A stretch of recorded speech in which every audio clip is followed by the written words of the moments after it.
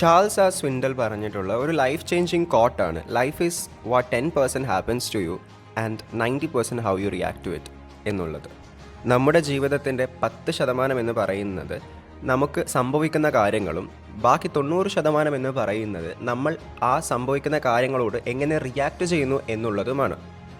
അതുകൊണ്ട് തന്നെ നമ്മുടെ ലൈഫിൻ്റെ 90% സംഭവിക്കുന്നത് നമ്മുടെ റിയാക്ഷൻസിനനുസരിച്ചാണ് എന്നുള്ളത് നമുക്ക് വ്യക്തമായി മനസ്സിലാക്കാം.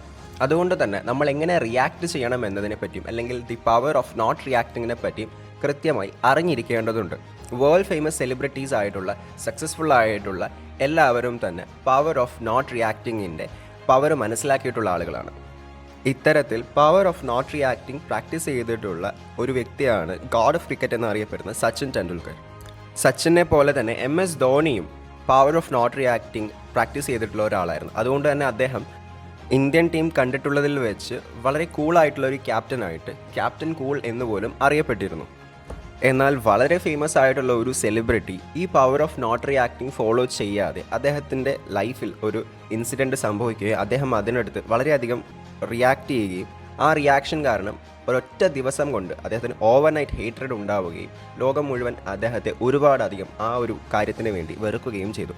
ആ സെലിബ്രിറ്റി ആരാണെന്ന് അറിയണമെങ്കിൽ വീഡിയോ മുഴുവനായി കാണുക.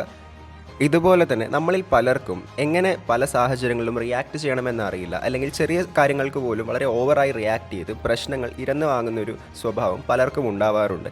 എന്നാൽ എങ്ങനെ നോട്ട് റിയാക്ടിങ് എന്നുള്ള പവറിനെ നമ്മൾ അൺലീഷ് ചെയ്തുകൊണ്ട് നമ്മുടെ ലൈഫിൽ സക്സസ്ഫുൾ ആവാം എന്നതിനെപ്പറ്റി നമുക്ക് നോക്കാം. എങ്ങനെയാണ് ഒരു സാഹചര്യത്തിൽ റിയാക്ട് ചെയ്യുന്നത് കൊണ്ട് തന്നെ ഒരാളുടെ ലൈഫ് മുഴുവൻ ഡിസ്ട്രോയ് ആവുക എന്ന സംശയം പലർക്കും ഉണ്ടാവും. ഇതിൻ്റെ ഏറ്റവും ബെസ്റ്റ് എക്സാമ്പിളാണ് കഴിഞ്ഞ ഓസ്കാർസിൽ നമ്മൾ കണ്ടത്. ഓസ്കാറിൻ്റെ ഹോസ്റ്റ് ആയിട്ടുണ്ടായിരുന്ന ക്രിസ് റോക്ക് വളരെ ഫേമസ് ആയിട്ടുള്ള ഒരു സ്റ്റാർ ഹോസ്റ്റും അതുപോലെ ഒരു കൊമേഡിയനും ഒക്കെ ആയിരുന്നു. അദ്ദേഹം അവിടെ ഇരുന്ന പല സെലിബ്രിറ്റീസിനെ പറ്റിയും ജോക്സ് പറഞ്ഞുകൊണ്ടേ ഇരിക്കുന്നുണ്ടായിരുന്നു. എന്നാൽ അതിനിടയിൽ അദ്ദേഹം ആ വർഷത്തെ ഓസ്കാർ അവാർഡ് വിന്നർ ആയിട്ടുള്ള വിൽ സ്മിത്തിനെ പറ്റിയും അദ്ദേഹത്തിൻ്റെ ഭാര്യ ജെയ്ഡയെ പറ്റിയും ഒരു ജോക്ക് പറഞ്ഞു. ഇത് കേട്ടപ്പോൾ തന്നെ ജെയ്ഡയുടെ മുഖം മാറുകയും അവർ വളരെ ഒഫൻഡഡ് ആയിട്ട് ഫീൽ ചെയ്യുകയും ചെയ്തു. ഇത് കണ്ട വിൽ സ്മിത്ത് അപ്പോൾ തന്നെ ദേഷ്യം വന്ന് റിയാക്ട് ചെയ്തത് ക്രിസ് റോക്കിനെ അടിച്ചുകൊണ്ടാണ്. ഇത് ലോകം മൊത്തം ലൈവായി കണ്ടുകൊണ്ടിരിക്കുന്ന ഒരു കാര്യമായിരുന്നു. ഓസ്കാർ പോലെ വളരെ പ്രസ്റ്റീജിയസ് ആയിട്ടുള്ള ഒരു ഷോയിൽ അവാർഡ് വിന്നർ ആയിട്ടുള്ള ഒരാൾ സ്റ്റാർ ഹോസ്റ്റിനെ കയ്യേറ്റം ചെയ്യുക എന്ന് പറയുന്നത് വലിയൊരു വിവാദം തന്നെ ക്രിയേറ്റ് ചെയ്യുകയും അത് അടുത്ത ദിവസം തന്നെ സോഷ്യൽ മീഡിയ ഏറ്റെടുക്കുകയും ചെയ്തു. എന്നാൽ സോഷ്യൽ മീഡിയ ഈ വിഷയത്തെ ഏറ്റെടുത്തത് വേറൊരു വിധത്തിലായിരുന്നു. ആളുകളെല്ലാം തന്നെ ക്രിസ് റോക്കിനെ സപ്പോർട്ട് ചെയ്യുകയായിരുന്നു ചെയ്തത്. ക്രിസ് റോക്കാണ് തമാശ പറഞ്ഞതും അദ്ദേഹമാണ് ഈ പ്രശ്നം തുടങ്ങിയതും എന്ന് ചിലർ പറയാൻ ശ്രമിച്ചെങ്കിൽ പോലും അപ്പോഴും ആളുകൾ കൂടുതൽ സപ്പോർട്ട് ചെയ്തത് ക്രിസ് റോക്കിനെ തന്നെയായിരുന്നു. കാരണം എന്തൊക്കെ തന്നെ പറഞ്ഞാലും ഇത്രയും വലിയൊരു അവാർഡ് ഷോയിൽ അവാർഡ് വിന്നർ ആയിട്ടുള്ള ഒരാൾ അപ്പോൾ തന്നെ ദേഷ്യം വന്ന് റിയാക്ട് ചെയ്യുന്നത് ഒരാളെ കയ്യേറ്റം ചെയ്തുകൊണ്ടാവരുത്. അതും സ്റ്റാർ ഹോസ്റ്റിനെ തന്നെ കയ്യേറ്റം ചെയ്യുക എന്ന് പറയുന്നത് ഒട്ടും തന്നെ സ്വീകാര്യമായിട്ടുള്ള ഒരു കാര്യവുമല്ല.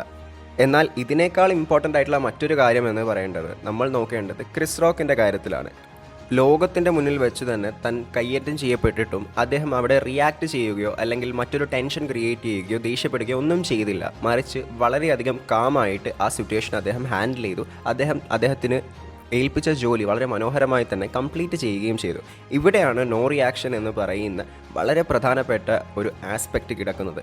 വിൽ സ്മിത്തിനെ പോലെ തന്നെ ക്രിസ് റോക്കും അവിടെ വളരെ റൂഡായിട്ട് ബിഹേവ് ചെയ്യുകയോ അല്ലെങ്കിൽ റൂഡായിട്ട് പെരുമാറുകയോ ഒക്കെ ചെയ്തിരുന്നുവെങ്കിൽ തീർച്ചയായിട്ടും ആളുകൾ ക്രിസ് റോക്കിനെ സപ്പോർട്ട് ചെയ്യുമായിരുന്നില്ല. മറിച്ച് അദ്ദേഹം അവിടെ റിയാക്ട് ചെയ്യാതെ കാമായിരുന്നതുകൊണ്ടും കണ്ടൻ്റായിരുന്നതുകൊണ്ടും മാത്രമാണ് അദ്ദേഹത്തിന് ഇത്രയും അധികം സപ്പോർട്ട് ലഭിച്ചത് എന്ന് നമുക്ക് മനസ്സിലാക്കാം.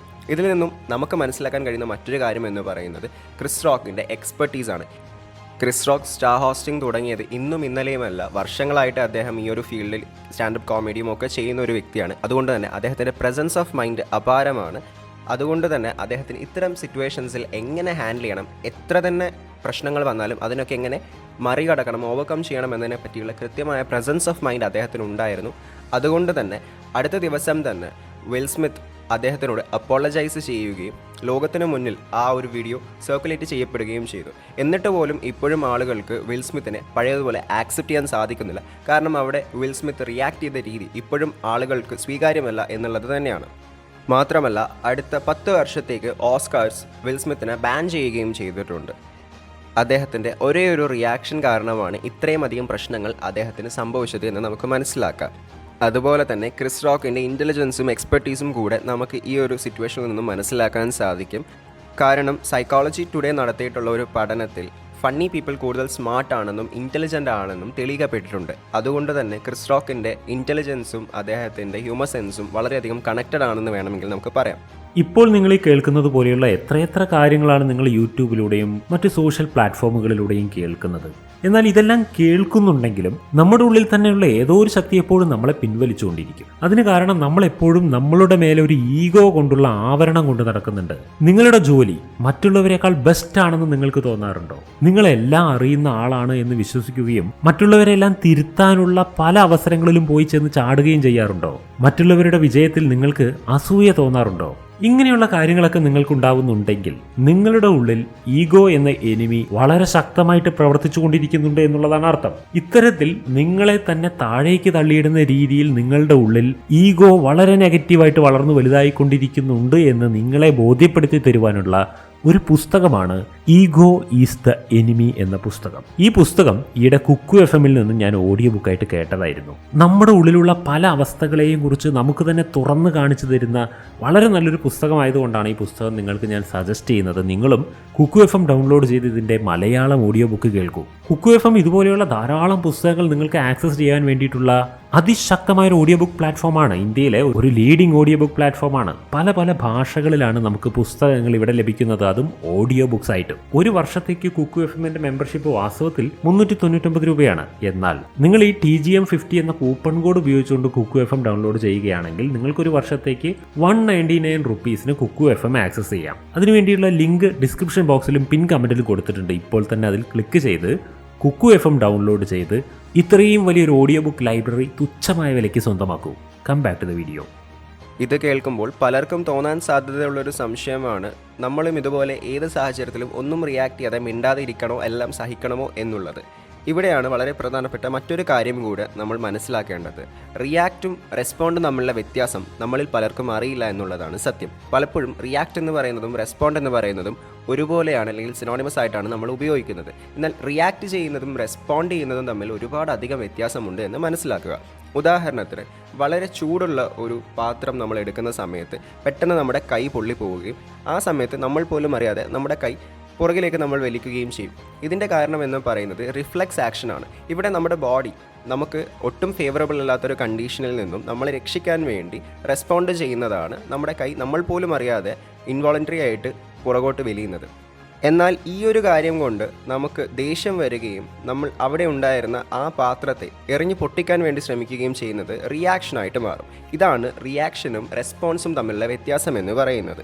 ഇത് മനസ്സിലാക്കാൻ സാധിക്കാതെയാണ് നമ്മൾ പലപ്പോഴും റിയാക്ഷനും റെസ്പോൺസും ഒരേപോലെയാണെങ്കിൽ അല്ലെങ്കിൽ ഒന്ന് തന്നെയാണ് എന്ന് കരുതിയിട്ട് റെസ്പോണ്ട് ചെയ്യേണ്ട സാഹചര്യത്തിൽ പോലും നമ്മൾ റിയാക്ട് ചെയ്യാൻ പോകുന്നത്. ഇതിൻ്റെ വളരെ ബെസ്റ്റ് എക്സാമ്പിൾ നമുക്ക് ക്രിക്കറ്റിൽ കാണാൻ സാധിക്കും. സ്ലഡ്ജിങ് എന്ന പേരിൽ നമ്മൾ എതിർ ടീമിലുള്ള അല്ലെങ്കിൽ നമ്മുടെ ഓപ്പണൻസ് ആയിട്ടുള്ള ആളുകളെ ഓരോന്ന് പറഞ്ഞ് ചൊറിയുകയും അല്ലെങ്കിൽ പലതരത്തിലുള്ള ആക്ഷൻസും വാക്കുകളും ഒക്കെ ഉപയോഗിച്ച് അവരെ ഇറിറ്റേറ്റ് ചെയ്യുകയും ഒക്കെ ചെയ്യാറുണ്ട്.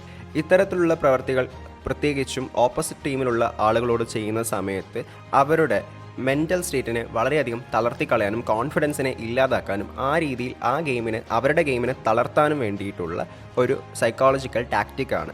എന്നാൽ എത്ര തന്നെ സൈക്കോളജിക്കലി ഇത്തരത്തിൽ ട്രീറ്റ് ചെയ്യാൻ ശ്രമിച്ചാലും ഒട്ടും തന്നെ കുലുങ്ങാത്ത ഒരു പ്ലെയർ ക്രിക്കറ്റ് ഹിസ്റ്ററിയിലുണ്ട്. അദ്ദേഹം മറ്റാരുമല്ല, ഗോഡ് ഓഫ് ക്രിക്കറ്റ് ആയിട്ടുള്ള സച്ചിൻ ടെണ്ടുൽക്കർ തന്നെയാണ്. അദ്ദേഹത്തിൻ്റെ അടുത്ത് ഏതൊക്കെ ടീമിലുള്ള ആളുകൾ എങ്ങനെയൊക്കെ സ്ലഡ്ജിങ് ചെയ്യാൻ ശ്രമിച്ചാലും അദ്ദേഹം ഒരു തരത്തിലും റിയാക്ട് ചെയ്യാതെ വളരെയധികം സ്ട്രോങ് ആയിട്ട് അദ്ദേഹത്തിൻ്റെ ഗെയിമിൽ മാത്രം ഫോക്കസ്ഡ് ആയിട്ട് ഒട്ടും തന്നെ ഡിസ്ട്രാക്റ്റഡ് ആവാതെ ആ ഒരു കൺസിസ്റ്റൻസി കീപ്പ് ചെയ്യാൻ അദ്ദേഹത്തിന് പറ്റാറുണ്ട്. ക്രിക്കറ്റിൽ മാത്രമല്ല, നമ്മുടെ ലൈഫിലും ഇത്തരത്തിൽ നമ്മളെ സ്ലഡ്ജ് ചെയ്യുന്ന ഒരുപാട് ആളുകൾ നമ്മുടെ ചുറ്റിലുമുണ്ട്. ഡെയിലി ബേസിസിൽ തന്നെ നമുക്ക് ഇത്തരം ആളുകളെ നമ്മുടെ ഓഫീസിലോ അല്ലെങ്കിൽ നമ്മുടെ ഫ്രണ്ട് സർക്കിളിലോ ഒക്കെ മീറ്റ് ചെയ്യാൻ സാധിക്കും. നമ്മൾ മനസ്സിലാക്കേണ്ട ഒരു കാര്യം എന്ന് പറയുന്നത്, ഇത്തരം ആളുകളടുത്ത് നമ്മുടെ ടൈമും എനർജിയും വേസ്റ്റ് ചെയ്യാതിരിക്കുക, നമ്മളവിടെ റിയാക്ട് ചെയ്യാതിരിക്കുക എന്നുള്ളതാണ്. നമ്മൾ വെറുതെ അവിടെ റിയാക്ട് ചെയ്യാൻ പോയി കഴിഞ്ഞാൽ ആ പ്രശ്നം വഷളാവുകയും അല്ല എങ്കിൽ നമ്മുടെ കയ്യിൽ നിന്നും അല്ലെങ്കിൽ നമ്മുടെ കൺട്രോളിൽ നിന്നും ആ വിഷയം തെന്നിപ്പോവുകയും ചെയ്യും എന്നുള്ളത് മാത്രമാണ്. കാരണം നമുക്ക് മറ്റുള്ളവർ നമ്മളെപ്പറ്റി എന്ത് ചിന്തിക്കുന്നു അല്ലെങ്കിൽ മറ്റുള്ളവരുടെ കാഴ്ചപ്പാടുകളെ നിയന്ത്രിക്കാൻ നമുക്ക് സാധിക്കില്ല. നമുക്ക് ആകെ ചെയ്യാൻ പറ്റുന്നത് നമ്മുടെ റിയാക്ഷൻസിനെ നിയന്ത്രിക്കാൻ സാധിക്കും എന്നുള്ളതാണ്. സോ നമ്മളെപ്പോഴും നമ്മൾ റിയാക്ട് ചെയ്യേണ്ട സാഹചര്യങ്ങളിൽ മാത്രം റിയാക്ട് ചെയ്യുക. ഇത്തരത്തിലുള്ള ആളുകളുമായിട്ട് ഇടപഴകുന്ന സമയത്ത് കൃത്യമായി നമ്മുടെ റിയാക്ഷൻസിനെ കൺട്രോൾ ചെയ്യാൻ വേണ്ടി ശ്രമിക്കുക. ഇത്തരത്തിൽ നമ്മുടെ റിയാക്ഷൻസിനെയും ഇമോഷൻസിനെയും കൺട്രോളിൽ വെക്കാൻ നമുക്ക് സാധിക്കുന്നുണ്ടെങ്കിൽ ഏത് സിറ്റുവേഷനിൽ എങ്ങനെ ഹാൻഡിൽ ചെയ്യണം എന്നതിനെപ്പറ്റി കൃത്യമായ ഒരു ഐഡിയ നമുക്കുണ്ടെങ്കിൽ തീർച്ചയായിട്ടും നമ്മൾ കൂടുതൽ വൈസായിട്ടും മെച്യൂറായിട്ടും കൂടുതൽ റെസ്പെക്റ്റഡ് ആയിട്ടും മാറും. കാരണം actions speak louder than words. എന്നാൽ എത്രയൊക്കെ പറഞ്ഞാലും നമ്മളൊക്കെ മനുഷ്യന്മാരാണ്. നമുക്കൊക്കെ ഒരുപാട് അധികം ഇമ്പൾസീവായിട്ടുള്ള ക്യാരക്ടേഴ്സും ബിഹേവിയേഴ്സും ഒക്കെ ഉണ്ടാകും. ചില സാഹചര്യങ്ങൾ നമ്മുടെ കയ്യിൽ നിന്നും പോകും, നമ്മൾ ഒരുപക്ഷെ റിയാക്ട് ചെയ്തു പോയേക്കാം. ഇത്തരം ഒരു അൺഅവോയ്ഡബിൾ ആയിട്ടുള്ള ഒരു സിറ്റുവേഷനിൽ എങ്ങനെ നമ്മൾ റിയാക്ട് ചെയ്യണം, അല്ലെങ്കിൽ എങ്ങനെ നമ്മൾ അതിനെ ഡീൽ ചെയ്യണം, ഓവർകം ചെയ്യണം എന്നതിനെ പറ്റിയിട്ട് നമുക്ക് കൂടുതൽ വിശദമായിട്ട് നോക്കാം. ഇതിനായിട്ട് നമ്മൾ മനസ്സിലാക്കേണ്ടത് നമ്മുടെ ഇമോഷൻസിനെ ചാനലൈസ് ചെയ്യുക എന്നുള്ളതാണ്. എങ്ങനെയാണ് നമ്മുടെ ഇമോഷൻസിനെ ചാനലൈസ് ചെയ്യേണ്ടത്? ഇമോഷൻസിനെ കൺട്രോൾ ചെയ്യുക എന്ന് നമ്മൾ ഈ വീഡിയോയിൽ പലവട്ടം പറഞ്ഞിട്ടുള്ള ഒരു കാര്യമാണ്. എന്നാൽ ഒരിക്കലും നമ്മൾ ഇമോഷൻസിനെ സപ്രസ് ചെയ്യണമെന്ന് പറയുന്നില്ല. നമ്മുടെ ലൈഫിൽ അല്ലെങ്കിൽ മനുഷ്യന്മാർക്ക് എപ്പോഴും ഇമോഷണൽ ആയിട്ടുള്ള പല ഫീലിങ്സും വരും. കാരണം മനുഷ്യനൊരു ഇമോഷണൽ ബീയിങ് ആണ്. ഒരു കാരണവശാലും നമ്മൾ നമ്മുടെ ഇമോഷൻസിനെ സപ്രസ് ചെയ്യരുത്. കാരണം അത് പിന്നീട് ഒരുപാടധികം ഇമോഷണൽ ആൻഡ് സൈക്കോളജിക്കൽ പ്രോബ്ലംസ് പിന്നീട് ഉണ്ടാക്കും. എന്നാൽ നമുക്ക് നമ്മുടെ ഇമോഷൻസിനെ വരുതിയിലാക്കാനും അല്ലെങ്കിൽ കൺട്രോൾ ചെയ്യാനും സാധിക്കും. ഉദാഹരണത്തിന് നമുക്ക് പെട്ടെന്ന് വളരെയധികം വിഷമിപ്പിക്കുന്ന ഒരു സാഹചര്യം ഉണ്ടാവുകയാണ്, ഒരു വിഷയം ലൈഫിൽ സംഭവിക്കുകയാണ്. ഉദാഹരണത്തിന് നമ്മൾ ഒരു എക്സാം ഫെയിൽ ആവുകയാണെന്ന് കരുതുക. തീർച്ചയായിട്ടും നമ്മൾ വളരെയധികം വിഷമിക്കും. കാരണം നമ്മൾക്ക് ആ എക്സാം ക്ലിയർ ചെയ്യാൻ പറ്റിയില്ല, നമുക്ക് എക്സാം ഫെയിൽ ആയതിൻ്റെ വിഷമം എന്തായാലും ഉണ്ടാകും. ഇങ്ങനെ വിഷമമുണ്ടാകുന്നത് വളരെ നാച്ചുറലാണ്, സ്വാഭാവികമായിട്ടുള്ള കാര്യമാണ്. അതിൽ നമ്മൾ ആ ഇമോഷനെ നമ്മൾ സപ്രസ് ചെയ്യേണ്ട കാര്യമില്ല. എന്നാൽ നമ്മൾ മനസ്സിലാക്കേണ്ട മറ്റൊരു കാര്യം എന്ന് പറയുന്നത്, ഇത്തരം ഒരു വിഷമം കാരണം നമ്മൾ ബാഡ് ഹാബിറ്റ്സ് ആയിട്ടുള്ള സ്മോക്കിംഗ്, സിഗരറ്റ് കാര്യങ്ങളൊന്നും ഉപയോഗിക്കാതെ അല്ലെങ്കിൽ നമ്മൾ അത്തരം ബാഡ് അഡിക്ഷൻസിലേക്ക് പോകുന്നതിന് പകരം നമുക്കുണ്ടായിട്ടുള്ള ഇമോഷൻസിനെ കൃത്യമായ രീതിയിൽ ചാനലൈസ് ചെയ്യുക. നമുക്കുണ്ടായിട്ടുള്ള വിഷമം എന്ന് പറയുന്നത് നമ്മൾ എക്സാം ഫെയിൽ ആയതുകൊണ്ടാണ്. ആ വിഷമം മാറണമെങ്കിൽ നമ്മൾ ചെയ്യേണ്ടത് ആ എക്സാം പാസ്സാവുക എന്നുള്ളതാണ്. അതിനുവേണ്ടി നമ്മൾ കൃത്യമായിട്ട് വർക്ക് ചെയ്യുക. നല്ല രീതിയിൽ ഹാർഡ് വർക്ക് ചെയ്ത് പഠിച്ചു കഴിഞ്ഞാൽ ആ എക്സാം നമുക്ക് പാസ്സാവാൻ പറ്റും. അതുകൊണ്ട് നമ്മുടെ ഇമോഷൻസിനെ ഒരു എനർജി സോഴ്സായിട്ട് ചാനലൈസ് ചെയ്യുക. നമ്മൾ എക്സാം തോറ്റു എന്ന് പറഞ്ഞ് വിഷമിച്ചിരിക്കുന്നതിന് പകരം ആ വിഷമത്തെ ഒരു എനർജി സോഴ്സായിട്ട് ചാനലൈസ് ചെയ്ത് മാറ്റിയെടുക്കുക എന്നുള്ളതാണ്. ഇത്തരത്തിൽ ലൈഫിൽ എന്തൊക്കെ തന്നെ മോശമായിട്ടുള്ള അൺഅവോയ്ഡബിൾ ആയിട്ടുള്ള സാഹചര്യങ്ങൾ സംഭവിച്ചാലും അതിൽ നിന്നെല്ലാം തന്നെ ഒരു എനർജി സോഴ്സോ അല്ല എങ്കിൽ ഒരു മോട്ടിവേഷനോ നമുക്ക് ചാനലൈസ് ചെയ്ത് കൊണ്ടുവരാൻ സാധിക്കും എന്നുള്ളതാണ്. ഇമോഷൻസ് എന്ന് പറയുന്നത് എനർജി ഇൻ മോഷൻ എന്നുള്ളതാണ്. നമ്മുടെ മൈൻഡിനെയും ബോഡിനെയും ഒക്കെ മോഷനിലേക്ക് അല്ലെങ്കിൽ കൂടുതൽ മുന്നോട്ട് കൊണ്ടുപോകുന്ന എനർജി എന്ന് പറയുന്നത് നമ്മുടെ ഇമോഷൻസ് ആണ്. അതുകൊണ്ട് തന്നെ നമ്മുടെ ഇമോഷൻസിനെ കൃത്യമായി ചാനലൈസ് ചെയ്യാൻ പഠിക്കുന്നതിലൂടെ കൂടുതൽ നന്നായി, കൂടുതൽ മികച്ച രീതിയിൽ തന്നെ നമുക്ക് മുന്നോട്ട് പോകാൻ വേണ്ടി സാധിക്കും. ഇങ്ങനെ ഇമോഷൻസിനെ ചാനലൈസ് ചെയ്യാൻ സഹായിക്കുന്ന 4 സ്റ്റെപ്സ് നമുക്ക് നോക്കാം. ആദ്യത്തെ സ്റ്റെപ്പ് എന്ന് പറയുന്നത് ഐഡൻറ്റിഫൈ ട്രിഗർ എന്നുള്ളതാണ്. നമുക്കുണ്ടാവുന്ന ഇമോഷൻ എന്ത് ട്രിഗറിൻ്റെ പുറത്തുണ്ടാവുന്നതാണ്, അല്ലെങ്കിൽ ആ ഇമോഷൻ ഉണ്ടാവാനുള്ള ട്രിഗർ എന്താണെന്നുള്ള കാര്യം മനസ്സിലാക്കുക. ഉദാഹരണത്തിന് നമ്മൾ വിഷമിക്കുകയാണെങ്കിൽ അതിന് കാരണം എക്സാം ഫെയിൽ ആവുന്നതാണ്, അല്ലെങ്കിൽ നമ്മൾ ദേഷ്യം വരികയാണെങ്കിൽ അതിൻ്റെ കാരണം എന്താണ്, ആ ട്രിഗർ എന്താണെന്ന് ആദ്യം മനസ്സിലാക്കുക എന്നതാണ് ഫസ്റ്റ് സ്റ്റെപ്പ് പറയുന്നത്. രണ്ടാമത്തെ സ്റ്റെപ്പ് എന്ന് പറയുന്നത് taking time before making any decision എന്ന് പറയുന്നത്. എടുത്തുചാടി ഒരു തീരുമാനവും എടുക്കാതിരിക്കുക. വളരെയധികം ആലോചിച്ച് സമയമെടുത്ത് മാത്രം ലൈഫിൽ തീരുമാനങ്ങൾ എടുക്കുക. മൂന്നാമത്തെ സ്റ്റെപ്പ് എന്ന് പറയുന്നത് process your emotions and detach with it എന്നുള്ളതാണ്. നമ്മൾ നമ്മുടെ ഇമോഷൻസിനെ കൃത്യമായി പ്രോസസ്സ് ചെയ്തതിന് ശേഷം നമുക്ക് എങ്ങനെ ആ ഇമോഷൻസിനെ ചാനലൈസ് ചെയ്യണം എന്നതിനെ പറ്റി ഒരു ഐഡിയ കിട്ടും. പിന്നെ നമ്മൾ ആ ഇമോഷനെ ലോങ് ചെയ്യേണ്ട കാര്യമില്ല, നമുക്കതിൽ നിന്നും ഡിറ്റാച്ച്ഡ് ആവാൻ സാധിക്കും എന്നുള്ളതാണ്. നമുക്ക് വേണ്ട എനർജി പ്രൊവൈഡ് ചെയ്യുക എന്നത് മാത്രമാണ് ഇമോഷൻ്റെ ഒരു മെയിൻ ഫംഗ്ഷൻ എന്ന് പറയുന്നത്. അതിനുശേഷം ഇമോഷൻ നമ്മളെ സെർവ് ചെയ്യുന്നില്ലെങ്കിൽ തീർച്ചയായിട്ടും ഗെറ്റ് ഡിറ്റാച്ച്ഡ് വിത്ത് ഇറ്റ്. നാലാമത്തെ ഫൈനൽ സ്റ്റെപ്പ് എന്ന് പറയുന്നത് choose not to react and respond accordingly. ഏത് സാഹചര്യത്തിൽ എങ്ങനെ റിയാക്ട് ചെയ്യണം എന്നതിനെപ്പറ്റി ഇപ്പോൾ കൃത്യമായൊരു അവബോധം നമുക്കുണ്ട്. നമ്മുടെ റിയാക്ഷൻ അവിടെ ആവശ്യമാണോ, അത് നെസസറി ആണെങ്കിൽ മാത്രം റിയാക്ട് ചെയ്യുക അല്ലെങ്കിൽ റെസ്പോണ്ട് ചെയ്യുക എന്നുള്ള കൃത്യമായ ഒരു ഐഡിയ ഇപ്പോഴത്തേക്കും നമുക്ക് ബിൽഡ് ചെയ്തെടുക്കാൻ സാധിക്കും. ഇത്തരത്തിൽ വളരെ പ്രാക്ടിക്കലായിട്ടുള്ള 4 സ്റ്റെപ്സ് ഫോളോ ചെയ്യുന്നതിലൂടെ നമുക്ക് നമ്മുടെ റാഷണൽ തിങ്കിങ്ങും ഇമ്പ്രൂവ് ചെയ്യാൻ സാധിക്കും. ഇമോഷണൽ ആയിട്ടുള്ള സിറ്റുവേഷനിൽ നിന്നും നല്ല രീതിയിൽ തന്നെ അതിനെ ഓവർകം ചെയ്യാനും, അല്ലെങ്കിൽ അത്തരം സിറ്റുവേഷൻസിൽ നമുക്ക് അബദ്ധങ്ങൾ പറ്റുന്നതിൽ നിന്നും നമ്മുടെ റിയാക്ഷൻസിലൂടെ നമ്മുടെ ലൈഫിനെ തന്നെ വളരെ മോശമായി ബാധിക്കുന്നതിൽ നിന്നും വളരെ മികച്ച രീതിയിൽ ലൈഫിനെ കൂടുതൽ സക്സസ്ഫുൾ ആക്കാനും കൂടുതൽ ബെറ്റർ ആക്കാനും നമുക്ക് സാധിക്കുന്നു. അതുകൊണ്ട് ലൈഫിൽ എന്തൊക്കെ തന്നെ അൺഫേവറബിൾ ആയിട്ടുള്ളൊരു സിറ്റുവേഷൻ ഉണ്ട് എന്ന് പറഞ്ഞാലും അതിനൊക്കെ നമ്മൾ റിയാക്ട് ചെയ്യുന്നതിന് പകരം power of not reacting practice ചെയ്യുക, റെസ്പോണ്ട് ചെയ്യേണ്ട സാഹചര്യങ്ങളിൽ മാത്രം റെസ്പോണ്ട് ചെയ്യുക, നമ്മുടെ ഇമോഷൻസിനെ കൃത്യമായി ചാനലൈസ് ചെയ്ത് നമ്മുടെ സക്സസിൻ്റെ പാത്തിലേക്ക് കൊണ്ടുവരിക, ഇവയൊക്കെ തന്നെ പ്രാക്ടീസ് ചെയ്യുന്നത് തീർച്ചയായിട്ടും നമ്മുടെ ഒരു സക്സസ് മന്ത്രയായിട്ട് മാറും.